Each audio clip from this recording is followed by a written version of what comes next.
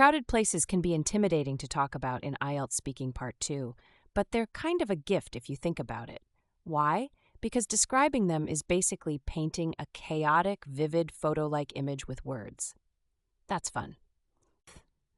When describing a crowded place, remember, it's all about the senses. Think of what you saw, heard, smelled, touched, and maybe even tasted. Crowds usually hit your senses fast, like a slap of energy, and that's what examiners love hearing. Take, for example, a massive music festival. I mean, who hasn't felt that surge of excitement or slight panic at the sight of thousands of people packed together? Be specific. What were they wearing? How did it feel being there? Let's talk sounds. Crowds are noisy by nature, so don't hold back.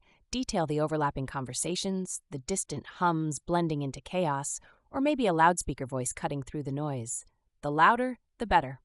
Smells? Oh, those are underrated. Crowded places are kind of aromatic. Mention food vendors piling up roasted meat or sugary treats, or the not-so-pleasant whiff of sweat in summer heat. It adds so much vividness. For a different take, describe personal space, or the lack of it. Crowded places are prime anecdotes for being jostled and squeezed, and mentioning a relatable, slightly awkward human moment can nail you extra points. Now, examiners love a why. Why were you there? Maybe it was a friend's idea, or you wanted to try something new for once. Personal connection seals engagement every single time in the speaking test. There's also movement. Crowds are rarely still. Describe how people are flowing like a river, or maybe how they're packed so tightly they barely move at all. Little comparisons like this? Gold. Pace yourself with feelings.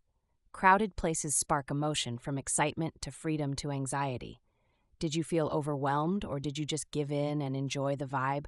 Whichever way, show the emotion, don't just say it. Pro tip: exaggerate just a little, as long as it's believable.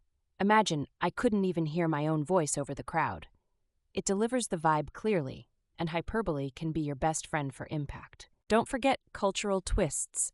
Maybe the crowded place was unique to your city or traveling abroad. Examiners love cultural details since they show depth. Festivals, stadiums, markets, all ripe for storytelling. End with a quick reflection. What did you learn about yourself in that crowd? Maybe patience, maybe observation. Crowded spaces often bring out insights, and examiners nod when they hear them. And practice this at least 3 to 4 times before your test. Speaking about this comfortably and descriptively makes it almost too easy to nail. Crowds, as messy as they are, could just be your IELTS speaking blessing.